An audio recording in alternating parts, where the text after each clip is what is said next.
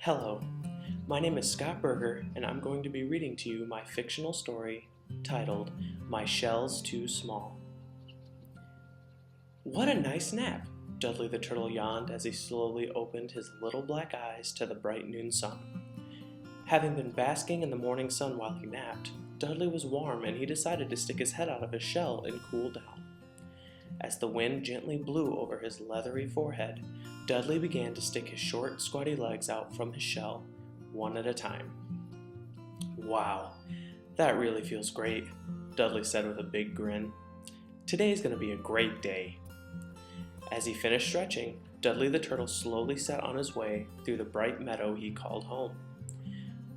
Dudley liked taking his walks through the meadow every day because he did not enjoy walking with the other bigger turtles that lived by. Those turtles were mean to Dudley. They made fun of his shell. They said it was not as big and green as theirs. So Dudley liked to walk alone because he didn't have to worry about those bigger turtles bullying him. As Dudley walked, he stopped to smell the bright red and extra smelly flowers that grew along the meadow's riverside. Their smell made him happy. Dudley looked in the river and said hello to the fish as they swam by. "Today's going to be a great day indeed," Dudley sang out to the fish as they cheerfully swam by. Dudley was having a great day. After smelling a few more flowers, Dudley was ready to relax and rest his tired turtle legs in the cool shade of a large weeping willow tree. Dudley loved the willow tree. He found the perfect shade spot and settled down for a rest. But Dudley did not realize that when he sat down in plain view of the other mean turtles.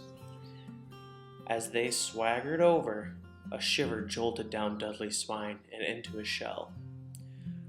"Look at that baby shell, fellas," the leader of the pack shouted.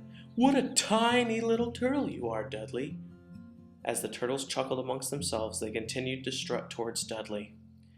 Dudley tried to back away from the gang of bullies, but he only backed right up against the weeping willow's trunk. He had nowhere to go. "Where do you think you're going, Dudley? We just want to see that pint-sized shell up close."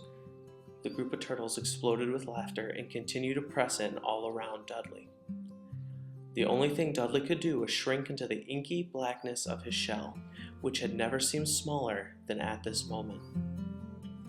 Dudley stayed curled up inside his shell and laid perfectly still until the mob of older turtles strutted away from the tree and back into the meadow. After checking to see if the other turtles were really gone, Dudley let his head slowly poke out of his dark shell. The sun was beginning to set, a sight Dudley usually loved to watch every night. But tonight Dudley did not stay to watch the sunset. Dudley just picked his shell off the cool grass, and with tears in his eyes, he slumped back towards the home on the other side of the meadow. As he walked, Dudley did not stop to smell the bright red flowers, and the fish swimming in the river were confused to see tears in Dudley's eyes as his green shell slowly slumped away. Just before Dudley was out of earshot, the puzzled fish heard Dudley quietly whimper, "Maybe tomorrow will be a great day." When Dudley reached his home, he laid his sad head down on a neat pile of leaves that he used for a pillow. Just as Dudley's eyelids were beginning to grow heavy, he heard a rustling noise get closer and closer. Dudley snapped his head up and looked around. As fear began to set in, he slowly snuck his head into the confines of his shell. "I sure hope those older turtles did not follow me here to tease me some more," Dudley worried. "Oh, wow! That's a huge shell!" A small voice piped. Dudley opened his eyes and glanced around slowly. Well, that doesn't sound like one of the mean older turtles. As Dudley continued to peek around, he looked down and saw the smallest set of eyes growing from the smallest head he had ever seen. "Hey, wake up!" piped a small voice once more. "My name is Sherman Snail, and I tried to talk to you earlier, but you left the big weeping willow tree in such a hurry that I couldn't keep up with you, no matter how fast I chased." Catching his breath, Sherman Snail piped out, "Where did you find such a big shell? I would love to live in a shell that size.